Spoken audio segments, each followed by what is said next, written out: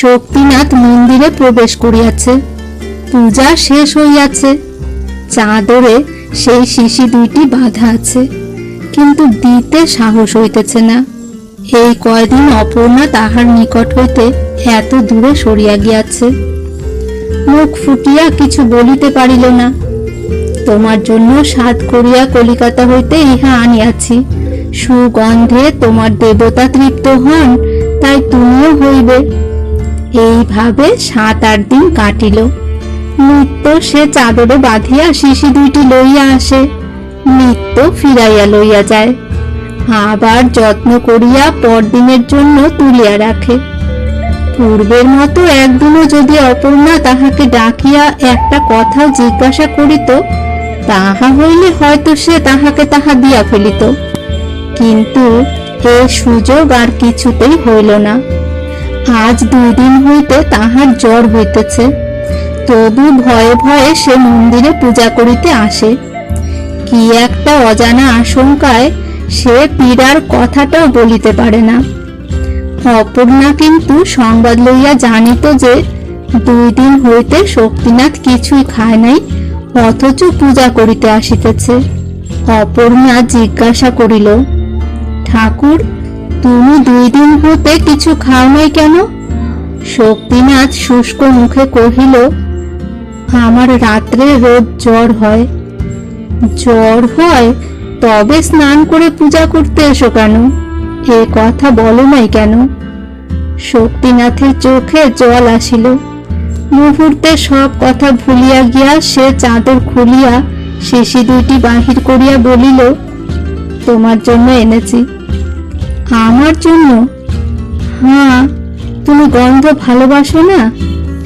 উষ্ণ দুধ যেমন একটুখানি আগুনের তাপ পাইবা মাত্র টকবক করিয়া ফুটিয়া উঠে, অপর্ণার সর্বাঙ্গের রক্ত তেমনি করিয়া ফুটিয়া উঠিল। শিশি দুইটি দেখিয়াই সে চিনিয়াছিল। গম্ভীর স্বরে বলিল, দাও। হাতে লইয়া অপর্ণা মন্দিরের বাহিরে যেখানে পূজা করা ফুল শুকাইয়া পড়িয়াছিল, সেইখানে শিশি দুইটি নিক্ষেপ করিল। আতঙ্কে শক্তিনাথের বুকের রক্ত জমাট বাঁধিয়া গেল। কঠিন স্বরে অপর্ণা কহিল, বামুন ঠাকুর, তোমার মনে এত? আর তুমি আমার সামনে এসো না, মন্দিরের ছায়াও মারিও না। অপর্ণা চম্পকাঙ্গুলি দিয়া বহির্দেশ দেখাইয়া বলিল, যাও। আজ 3 দিন হইল শক্তিনাথ গিয়াছে।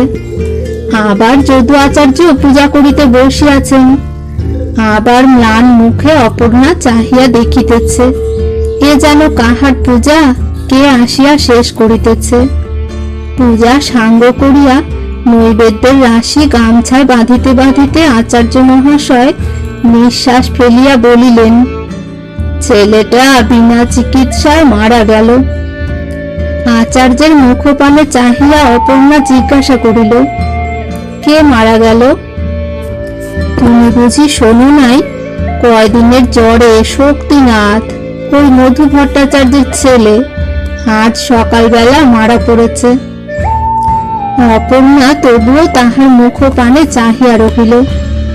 আচার্য দ্বারের বাহিরে আসিয়া বলিলেন, পাপের ফলে আজকাল মৃত্যু হচ্ছে, দেবতার সঙ্গে কি তামাশা চলে মা? আচার্য চলিয়া গেলেন।